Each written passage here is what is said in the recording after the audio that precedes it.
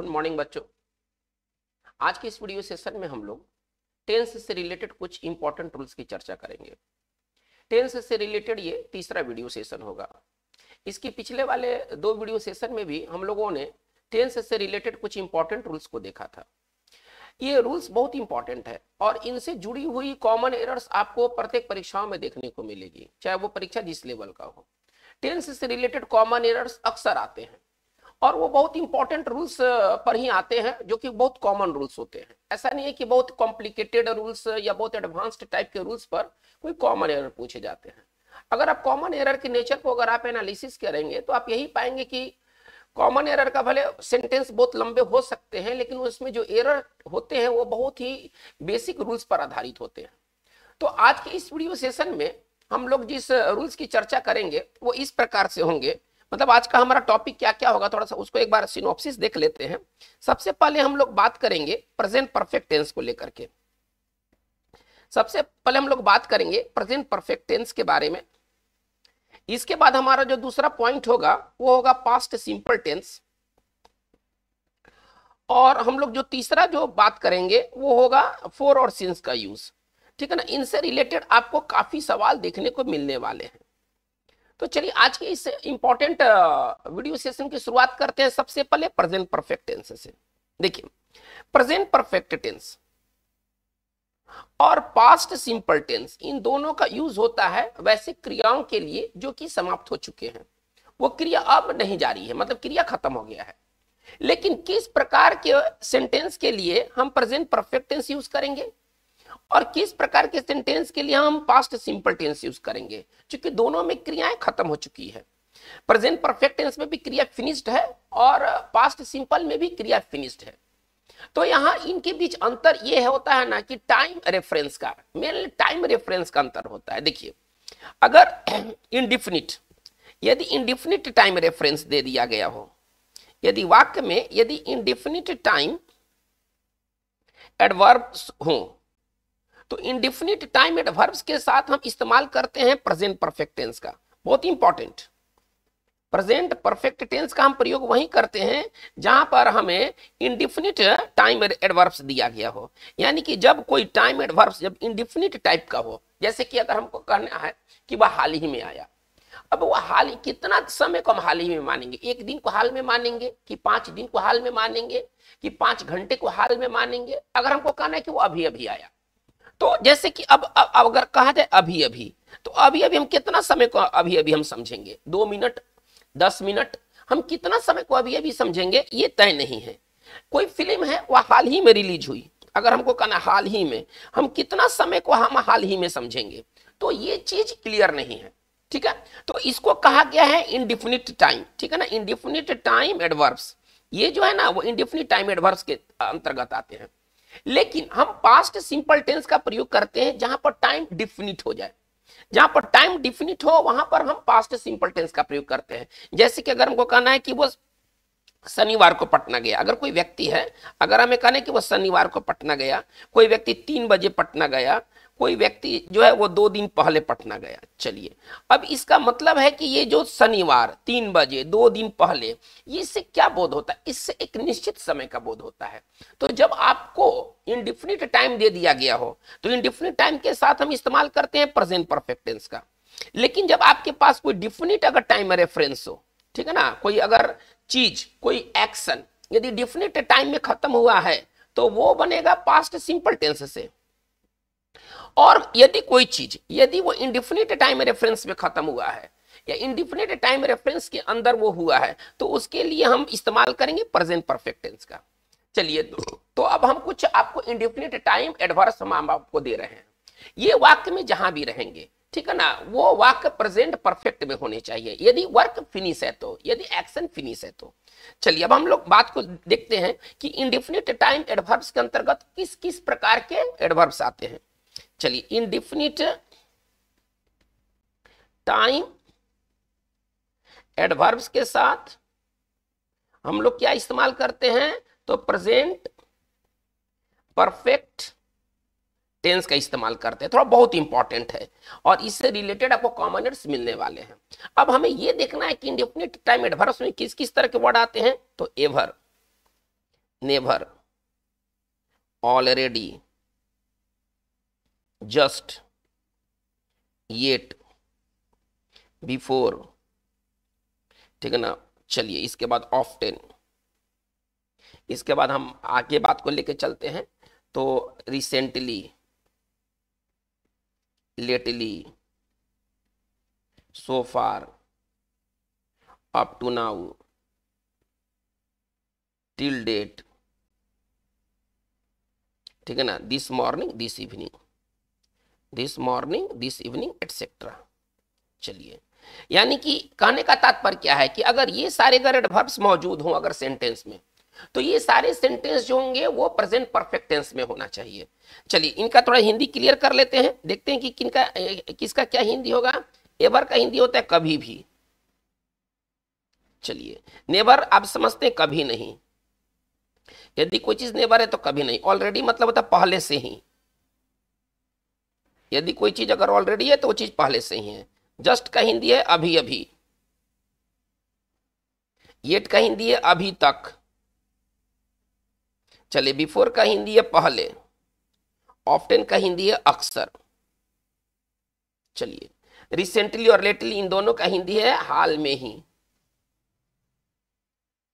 चलिए, सो फार है हिंदी अब तक, इन सब का भी हिंदी है अब तक।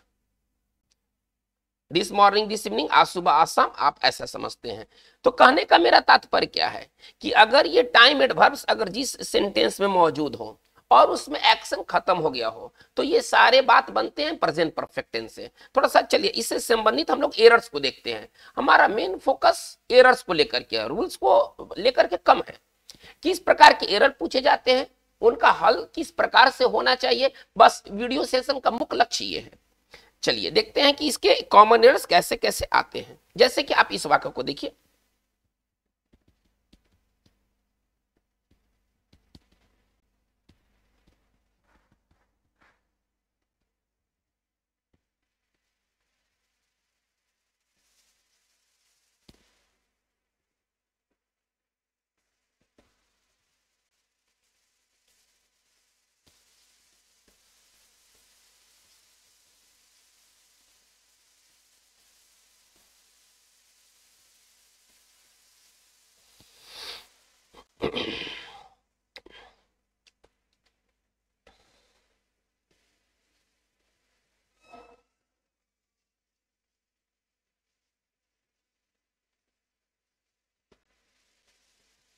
चलिए क्या कर रहा है क्या कि ये सारे आपको सेंटेंस इससे इसी तरह से मिलेंगे, ठीक है ना। अब हम इसके देखेंगे कि इसमें कितना सही और कितना गलत है।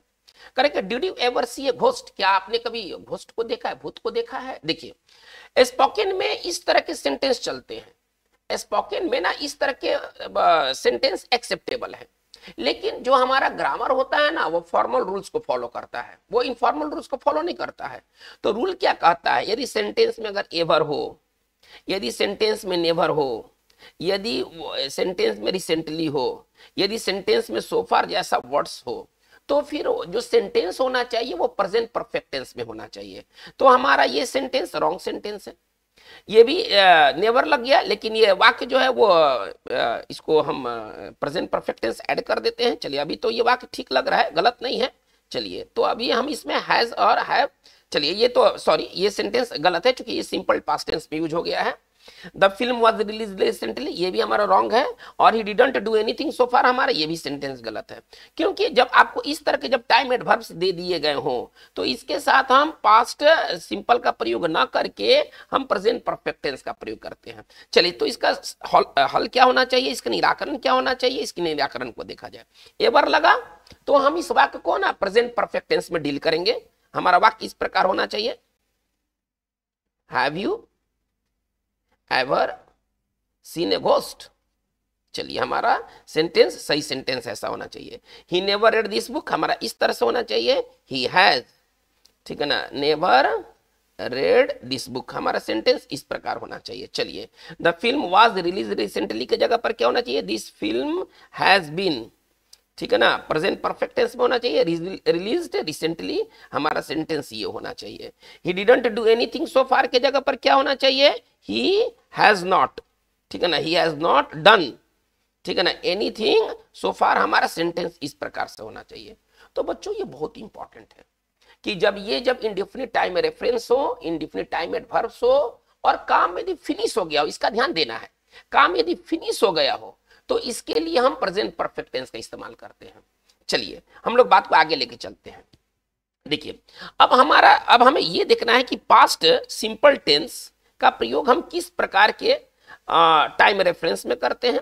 जैसे कि अभी मैंने बात किया था कि पास्ट सिंपल टेंस का प्रयोग करते हैं हम जब हमें डिफिनिट टाइम दिया गया हो, डिफिनिट टाइम जब दे दिया गया हो, डिफिनिट टाइम के संदर्भ में, ठीक है ना, हम लोग पास्ट सिंपल टेंस का प्रयोग करते हैं। अब डिफिनिट टाइम क्या होता है, जैसे कि अगर मान लीजिए कि मैंने कहा यस्टरडे, यस्टरडे अगर ये है तो ये एक डिफिनिट टाइम है। हमको कहना है 3 o'clock, 3 o'clock एक निश्चित समय है। 3 o'clock अगर हम लिखते हैं तो इससे निश्चित समय का बोध होता है। हमें कहना है जैसे कि कोई चीज कहना है 2 दिन पहले, तो हम ऐसे लिखेंगे 2 days ago, ये निश्चित टाइम रेफरेंस है। तो जब इस तरह के जब टाइम रेफरेंस जब दिया जाए तो सेंटेंस जो होना चाहिए वो प्रेजेंट परफेक्ट टेंस के बजाय वो सिंपल पास्ट टेंस में होना चाहिए। जैसे आप इस प्रकार के वाक्य को देखें,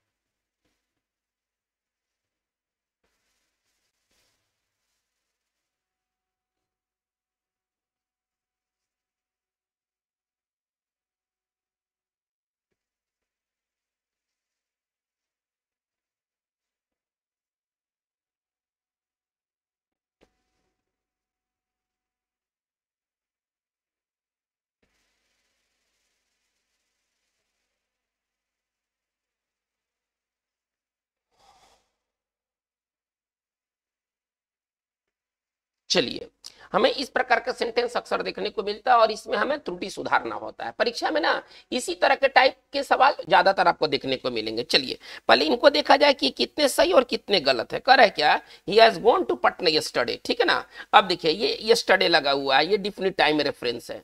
भले हिंदी से कोई मतलब नहीं है, हमें तो एरर फाइंड आउट करना है, हमें कोई ट्रांसलेशन नहीं बनाना है। तो he has gone to Patna yesterday, हमारा ये सेंटेंस पूरी तरह से गलत सेंटेंस है।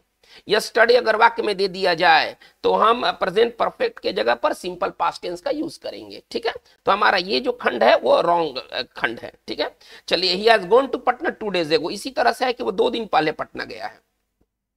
अब जब से बात कर रहे हैं, मान लीजिए कि ये बात हम मंडे को कर रहे हैं, इसका मतलब है कि उसका पटना जाने का समय क्या रहा होगा, सैटरडे रहा होगा। तो यहां पर डिफिनिट टाइम रेफरेंस का बोध होता है, ठीक है। तो चलिए ये वाक्य जो अभी जो ये वाक्य है वो रॉन्ग वाक्य है। चलिए He has finished the work at 3 o'clock, उसने 3 बजे काम खत्म कर लिया है। अब इस तरह के वाक्य जो होना चाहिए वो प्रेजेंट परफेक्ट के बजाय सिंपल पास्ट सिंपल टेंस में होना चाहिए। चलिए तो इसका करेक्शन को पहले हम लोग देख लेते हैं। करेक्शन किस प्रकार होगा, he has gone के जगह पर went होना चाहिए, he went to पटना, ठीक है ना। yesterday हमारा सही सेंटेंस इस तरह से होना चाहिए। चलिए he has gone to Patna 2 days ago के जगह पर हमारा फिर इसी प्रकार से होना चाहिए, he went to पटना, हम इस तरह से लिखेंगे 2 days ago, हमारा वाक्य इस प्रकार होना चाहिए। इसी तरह से he has finished the work at 3 o'clock के जगह पर हम ऐसे लिखेंगे he finished, ठीक है ना, the work at 3 o'clock, हमारा वाक्य इस प्रकार होगा। तो ये बच्चों ये अंतर है प्रेजेंट परफेक्ट टेंस में और सिंपल पास्ट टेंस में। चलिए सिंपल पास्ट टेंस के कुछ और भी इंपॉर्टेंट रूल्स है, थोड़ा सा उनको देखा जाए। देखिए अब हम बात करेंगे कि कुछ काल्पनिक बातें, हम काल्पनिक बातें करते हैं तो वाक्य का जो रूप रहेगा वो पास्ट टेंस में रहेगा, लेकिन हिंदी जो निकल कर आएगा वो प्रेजेंट या फ्यूचर में होगा। जैसे देखिए एक एक्सप्रेशन है, इट इज टाइम या इट इज हाई टाइम। चलिए हम लोग आगे अगला हम लोग नेक्स्ट रूल की ओर मूव कर रहे हैं। It is time, it is high time, ठीक है ना। इट इज अबाउट टाइम भी होता है लेकिन उसका यूज ज्यादा नहीं होता है। इट इज अबाउट टाइम भी होता है लेकिन इसका यूज ज्यादा नहीं होता है, ठीक है ना। चलिए इसके बाद हम आते हैं वुड रैदर, इसके बाद हम आते हैं वुड रैदर। चलिए इसके बाद हम आते हैं एज इफ, एज दाउ, ठीक है ना। विश, या हम ले लेते हैं इफ ओनली, ठीक है ना, और एक हम केवल इफ ले लेते हैं। देखिए इनके बाद हम पास्ट, इसके बाद जो आने वाला जो वर्ब होगा, इसके बाद जो आने वाला वर्ब होगा वो V2 में होना चाहिए, पास्ट टेंस। इसके बाद आने वाला जो वर्ब होना चाहिए वो V2 में होना चाहिए। या अगर हम ऑक्सिलरी वर्ब अगर लेते हैं तो इसके जगह पर ना वर होना चाहिए, या तो V2 होगा या तो वर होगा, जैसा जरूरत है। ठीक है ना, जैसा जरूरत है उस हिसाब से हम V2 का प्रयोग करते हैं अथवा वर का प्रयोग करते हैं। तो रूप क्या होगा, रूप पास्ट का होगा, रूप पास्ट का होगा। अच्छा, अर्थ किसका होगा, अर्थ जो होगा वो बताएगा प्रेजेंट या फ्यूचर बताएगा, अर्थ से ये प्रेजेंट या फ्यूचर होगा। थोड़ा ध्यान दिया जाए, इस प्रकार के वाक्य में क्या होते हैं कि रूप जो होते हैं वो पास्ट के होते हैं। आपने V2 लगाया तो देखने से कैसा वो प्रतीत होगा, देखने से वो पास्ट प्रतीत होगा, लेकिन उसका जो अर्थ जो निकल कर आएगा वो प्रेजेंट या फ्यूचर का अर्थ लेकर आएगा। चलिए पहले इनके हिंदी को पहले क्लियर कर लेते हैं, इनके अर्थ को देख लेते हैं। देखिए it is time, it is high time और इट इज अबाउट टाइम का मतलब क्या होता है कि कोई काम करने का सही समय आ गया है। इसका प्रयोग हम कब करते हैं, किसी काम को करने का सही समय आ गया है, किसी कार्य को करने का सही समय ना आ चुका है। चलिए इसका अर्थ हम मतलब इस बात को कहने के लिए हम it is time, it is high time या इट इज अबाउट टाइम का प्रयोग करते हैं। चलिए वुड रैदर का प्रयोग करते हैं, है ना, इच्छा जताने के लिए, चाहने के लिए, प्रेफरेंस, ये प्रीफर करेगा, है ना, मतलब प्रेफरेंस बताने के लिए। आप ऐसे समझे सिंपल भाषा में, प्रेफरेंस बताने के लिए हम वुड रैदर का प्रयोग करेंगे। चलिए एज इफ और एज दाउ का हिंदी होता है मानो, ठीक है ना। अच्छा, इफ विश या इफ ओनली का भी मतलब होता है काश, कल्पना के लिए इस्तेमाल होता है, और इफ का भी मतलब होता है यदि। देखिए इनका जो प्रयोग होता है, थोड़ा बात को ध्यान से समझने की कोशिश किया जाए, इनका प्रयोग होता है कल्पना को दिखलाने के लिए, कल्पना वाली बातों को दिखलाने के लिए हम इसका प्रयोग करते हैं, as if, as though, wish या इफ ओनली अथवा इफ।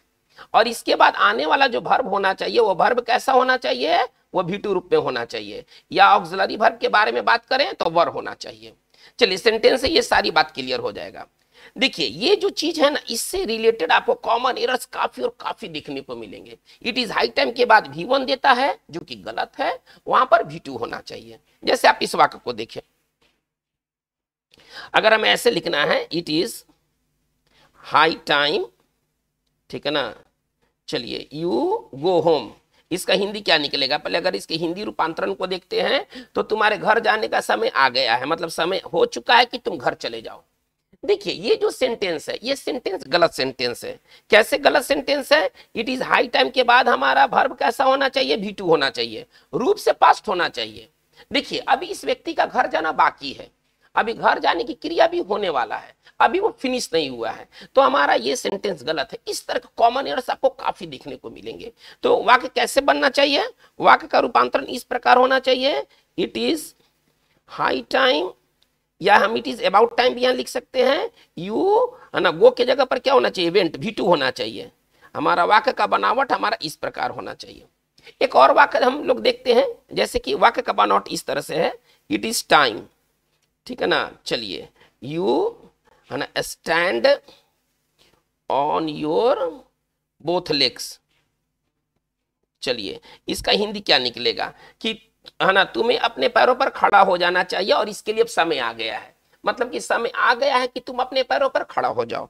ये सेंटेंस अभी जो है ना, अभी ये रॉन्ग सेंटेंस है, आप ऐसे समझिए, अभी ये रॉन्ग सेंटेंस है। इसका करेक्शन क्या होना चाहिए, इट इज हाई टाइम के बाद आने वाला जो वर्ब होगा वो V2 में होना चाहिए। तो हमारा वाक्य इस प्रकार होना चाहिए, इट इज टाइम, ठीक है ना। यू स्टैंड के जगह पर होना चाहिए, you stood on your both legs. हमारा सही सेंटेंस ऐसे बनेगा। चलिए कुछ हम और वाक्य देखते हैं। He talks as if he is my boss. चलिए इसका हिंदी, पहले इसका हिंदी रूपांतरण करते हैं। वो बात करता है मानो, एज इफ का हिंदी क्या है, मानो, ठीक है ना। वो बात करता है मानो ही इज माई बॉस, कि वो मेरा बॉस हो, लेकिन बॉस नहीं है, ये कल्पनात्मक बातें हैं। वो ऐसे बात करता है कि मानो वो मेरा बॉस है। अब ये सेंटेंस हमारा क्या सेंटेंस, कैसा सेंटेंस निकलेगा, हमारा ये रॉन्ग सेंटेंस होगा। क्या कहता है कि एज इफ के बाद, एज दाउ के बाद आने वाला वर्ब V2 में होना चाहिए, ठीक है ना, अथवा वहां ऑक्सिलरी वर्ब का अगर प्रयोग करते हैं तो सब्जेक्ट चाहे कुछ भी हो, सब्जेक्ट ही हो, सी हो, इट हो, सब्जेक्ट चाहे कुछ भी क्यों ना हो, वहां पर जो ऑक्सिलरी वर्ब होगा वो वर्ब होगा। वाज भी गलत है। इस सेंटेंस को हम दो तरह से गलत देख सकते हैं। चलिए पहले इसके सेंटेंस का पहले गलत स्वरूप देखते हैं, कैसे कैसे गलत है। तो ही इज, वाक्य पहले से चल रहा है, ही इज माई बॉस। चलिए हमारा ये सेंटेंस गलत है। चलिए ही वाज माई बॉस, थोड़ा इसको भी ध्यान दिया जाए, ये भी हमारा सेंटेंस गलत है। तो हमारा करेक्ट सेंटेंस कैसे बनेगा, वो इस प्रकार से बनेगा, ही टॉक्स, ठीक है ना, एज इफ ही, अभी के साथ ऑक्सिलरी वर्ब वर ही होगा, ही वर माई बॉस, ठीक है ना। अब हमारा ये सेंटेंस सही सेंटेंस माना जाएगा। इसी प्रकार से एज दाउ के साथ भी यही नियम है। एज दाउ के बाद आने वाला जो वर्ब होना चाहिए वो V2 होना चाहिए। विश के साथ भी यही बात है, काश मेरे पास एक अच्छी यादाश्त होती। हमको ऐसे लिखना है कि काश मेरे पास एक अच्छी यादाश्त होती, काश मेरे पास, है ना, और अच्छी, है ना, और अच्छी, जितना है उससे अच्छा और अच्छी यादाश्त होती। चलिए ये कोई वाक्य है। हालांकि देखिए अभी इसके पास अच्छी यादाश्त नहीं है, तो इस तरह के सेंटेंस को कहते हैं हाइपोथेटिकल सेंटेंस, इमेजिनरी सेंटेंस, ठीक है। चलिए इसको बनाने के क्या प्रोसेस है, विश से बनाते हैं, काश के लिए विश या इफ ओनली। हम इसके लिए काश के लिए क्या इस्तेमाल कर सकते हैं, विश या इफ ओनली। तो वाक्य का बनावट कैसे होना चाहिए, आई विश। कॉमन एरर कैसे देता, I wish I have a better memory. चलिए I have a better memory. थोड़ा सा देखा जाए ये सेंटेंस कितना सही है और कितना गलत है। तो अभी हमने क्या देखा है कि विश के बाद आने वाला वर्ब V2 होना चाहिए, जो कि ये नहीं दिया गया है, ठीक है। तो हमारा ये सेंटेंस जो होगा वो रॉन्ग सेंटेंस होगा। सही क्या होना चाहिए, आई विश, ठीक है ना, I had a better memory. हमारा सेंटेंस इस प्रकार होना चाहिए। देखिए एक बहुत इंपॉर्टेंट है, हम बात करते हैं, सॉरी, हम बात करते हैं कि वुड रैदर का प्रयोग हम क्या करने के लिए करते हैं। देखिए वुड रैदर का प्रयोग, वुड रैदर का प्रयोग हम प्रीफरेंस दिखलाने को करते हैं, ठीक है ना, हम किसी चीज को ज्यादा पसंद दिखलाने को करते हैं। अब वुड रैदर के बाद आने वाला वर्ब कैसा होना चाहिए, वुड रैदर के बाद आने वाला वर्ब V2 होना चाहिए। जैसे कि देखिए कोई कह रहा है मैं चाहता हूं कि तुम कल आओ, कोई ऐसा प्रीफर कर रहा है कि कोई चाहता है कि मैं चाहता हूं कि तुम कल आओ। चलिए कोई व्यक्ति है वो आज नहीं चाहता है, वो उसको व्यक्ति को बुलाना नहीं चाहता है, वो चाहता है कि व्यक्ति, सामने वाला व्यक्ति कल आए। चलिए इसको हम कैसे लिखेंगे, आई वुड रैदर, यहां भी से नहीं बनाना है, मुझे वुड रैदर को लेके चलना है, आई वुड रैदर यू, चलिए कम टुमारो। चलिए देखने से तो हमारा यही सही लग रहा है, ठीक है ना, फ्यूचर टेंस की बातें हैं तो टुमारो के साथ कम ही आना चाहिए। लेकिन हमारा ये सेंटेंस क्या है, हमारा ये सेंटेंस रॉन्ग सेंटेंस है। वुड रैदर के बाद अभी क्या बताया गया, वुड रैदर के बाद आने वाला वर्ब कैसा होना चाहिए, V2 होना चाहिए। तो हमारा सेंटेंस किस प्रकार बनेगा, आई वुड रैदर यू, कम के जगह पर क्या हो जाएगा, केम। हालांकि देखने से ये थोड़ा गड़बड़ लग रहा है, लेकिन ये वाक्य पूरी तरह से सही है।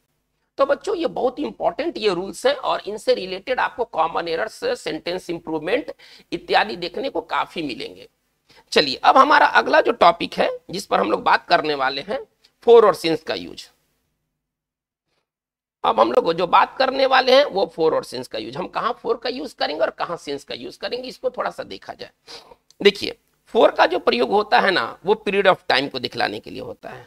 फोर का प्रयोग होता है वो पीरियड ऑफ टाइम, अवधि, पीरियड ऑफ टाइम दिखलाने के लिए होता है। और सिंस का जो प्रयोग होता है वो पॉइंट ऑफ टाइम दिखलाने के लिए होता है।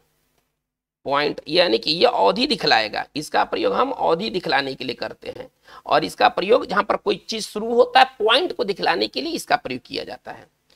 चलिए अब ये तो एक बात होगा और इससे रिलेटेड आपको कॉमन एरर्स काफी देखने को मिलते हैं। चलिए एक बात हुआ, देखिए फोर का प्रयोग किस किस टेंस में होता है, तो आप ऐसे समझे, कंटिन्यूअस टेंस छोड़ करके, कंटिन्यूअस, अब जैसे कि चार टेंस है ना, एक सिंपल, एक कंटिन्यूअस, एक परफेक्ट और एक परफेक्ट कंटिन्यूअस।